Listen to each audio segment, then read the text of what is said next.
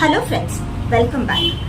ಬೆಳಗ್ಗೆ ಎದ್ದಿದ ತಕ್ಷಣ ತಲೆ ಭಾರ ಅನ್ನಿಸ್ತಾ ಇದೆ, ತಲೆ ನೋವಾಗ್ತಾ ಇದೆ, ದಿನ ಎಲ್ಲ ಹಾಳಾಯ್ತು ಅಂತ ಅನ್ಕೊಳ್ತೀರಾ. ಇದಕ್ಕೆ ರೀಸನ್ನು ಸೊಲ್ಯೂಷನು ಎರಡನ್ನೂ ಇವತ್ತು ನಾನು ನಿಮ್ಮ ಹತ್ರ ಡಿಸ್ಕಸ್ ಮಾಡ್ತೀನಿ. ನೈಟಲ್ಲಿ ನೀವು ಮಾಡಿರೋ ಮಿಸ್ಟೇಕು ಬೆಳಗ್ಗೆ ಎದ್ದು ಅದು ರಿಫ್ಲೆಕ್ಟ್ ಆಗ್ತಾ ಇದೆ. ನಾನು ನಿಮ್ಮ ಹ್ಯಾಂಗ್ ಓವರ್ ಬಗ್ಗೆ ಮಾತಾಡ್ತಾ ಇಲ್ಲ, ಆಹಾರ ಪದ್ಧತಿ ಬಗ್ಗೆ ಮಾತಾಡ್ತಾ ಇದ್ದೀನಿ. ಯಾರೆಲ್ಲ ತಿಂದಿದ ತಕ್ಷಣ ಮಲ್ಕೊಳ್ಳೋ ಅಂತ ಪ್ರಾಕ್ಟೀಸ್ ಇರುತ್ತೆ ಅವರು, ಇಲ್ಲ ಹೆವಿ ಫುಡ್ ತಗೊಳ್ಳೋ ಅಂಥವರು, ನೈಟಲ್ಲಿ ಮಲ್ಗೋಕ್ಕೆ ಮುಂಚೆ ಮೈದಾ, ಜಂಕ್ ಫುಡ್, ಐಸ್ ಕ್ರೀಮ್, ಇಲ್ಲಾಂದರೆ ಏರೆಟೆಡ್ ಡ್ರಿಂಕ್ಸು ಇದನ್ನು ಕನ್ಸ್ಯೂಮ್ ಮಾಡೋರಿಗೆ ಈ ಥರ ಬೆಳಗ್ಗೆ ಎದ್ದಿದ ತಕ್ಷಣ ತಲೆನೋವು ಬರೋ ಅಂಥ ಚಾನ್ಸಸ್ ಇರುತ್ತೆ.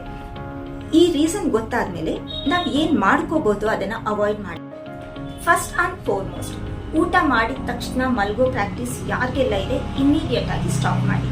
ನಾವು ಊಟ ಮಾಡಿದ ತಕ್ಷಣ ಮಲಗಿಕೊಟ್ರೆ ಬರೀ ತಲೆನೋವು ಅಂತಾನೆ ಅಲ್ಲ, ಅದಲ್ಲದೇನು ಫ್ಯಾಟಿ ಲಿವರ್, ಒಬೆಸಿಟಿ, GERD ಈ ಥರ ಬಹಳಷ್ಟು ಮೇಜರ್ ಹೆಲ್ತ್ ಇಶ್ಯೂಸ್ನ ನಾವು ಫೇಸ್ ಮಾಡಬೇಕಾಗತ್ತೆ. ಸೆಕೆಂಡ್ಲಿ, ನೈಟಲ್ಲಿ ಎಲ್ಲರಿಗೂ ಗೊತ್ತಿರೋ ಹಾಗೆ ಫಿಸಿಕಲ್ ಆಕ್ಟಿವಿಟಿ ಕಮ್ಮಿ ಇರುತ್ತೆ, ಹಾಗಾಗಿ ಈಸಿಯಾಗಿ ಡೈಜೆಸ್ಟ್ ಆಗೋ ಅಂಥ ಆಹಾರನ ತಗೊಳ್ಳೋದು ತುಂಬ ಒಳ್ಳೆಯದು. ಥರ್ಡ್ ಆ್ಯಂಡ್ ಮೋಸ್ಟ್ ಇಂಪಾರ್ಟೆಂಟ್, ನಾವು ಎಷ್ಟು ಹೆವಿ ಫುಡ್ ತಗೊಳ್ತೀವೋ ಅಷ್ಟು ಜಾಸ್ತಿ ಗ್ಯಾಪ್ ಕೊಡಬೇಕು ನಮ್ಮ ಊಟಕ್ಕೂ ಮತ್ತು ನಿದ್ದೆಗೂ.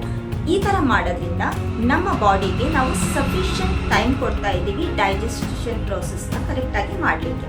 ಇದರಿಂದ ನಮಗೆ ಡೈಜೆಷನ್ ಕೂಡ ಕರೆಕ್ಟಾಗಿ ಆಗುತ್ತೆ. ಅಷ್ಟೇ ಅಲ್ಲದೆ ಯಾವುದೇ ಥರ ಡೈಜೆಸ್ಟಿವ್ ಇಶ್ಯೂಸು ಮುಂದೆ ಬರೋದನ್ನು ಕೂಡ ನಾವು ಅವಾಯ್ಡ್ ಮಾಡ್ಬೋದು. ಬೆಳಗ್ಗೆ ಎದ್ದಿದ ತಕ್ಷಣ ಬರೋ ತಲೆನೋವಿಗೆ ಆಕ್ಯುಪ್ರೆಷರಲ್ಲಿ ಬೆಸ್ಟ್ ರೆಮಿಡಿ ಏನು ಗೊತ್ತಾ?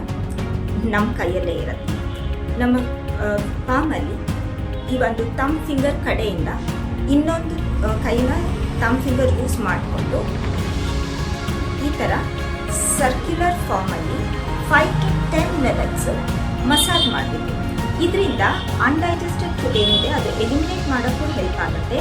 ಅಷ್ಟೇ ಅಲ್ಲ, ನಮ್ಮ ಹೊಟ್ಟೆಯಲ್ಲಿ ಏನು ಡಿಸ್ಕಂಫರ್ಟ್ ಇರುತ್ತಲ್ಲ ಅದು ಕೂಡ ಕಮ್ಮಿ ಆಗುತ್ತೆ. ಇದು ನಮಗೆ ಡೈಜೆಸ್ಟಿವ್ ಪ್ರೋಸೆಸ್ ಇಂಪ್ರೂವ್ ಮಾಡೋಕ್ಕೂ ಆಗುತ್ತೆ, ಬೌಲ್ ಮೂಮೆಂಟ್ಸು ಈಸಿ ಆಗಲಿಕ್ಕೂ ಹೆಲ್ಪ್ ಮಾಡುತ್ತೆ, ನಮ್ಮ ತಲೆನೋವು ಕಮ್ಮಿ ಮಾಡೋದಕ್ಕೂ ಹೆಲ್ಪ್ ಮಾಡುತ್ತೆ. ಇದನ್ನು ಯೂಸ್ ಮಾಡಿ. ಇದರ ಜೊತೆಗೆ ಬ್ರಿಸ್ಕ್ ವಾಕಿಂಗ್ ಮತ್ತು ಮಾಡ್ರೇಟ್ ಎಕ್ಸಸೈಸ್ ಕೂಡ ಹೆಲ್ಪ್ ಮಾಡುತ್ತೆ. ನಿಮ್ಮ ಒಂದು ಹೆಲ್ತ್ ನಿಮ್ಮದೇ ರೆಸ್ಪಾನ್ಸಿಬಿಲಿಟಿ.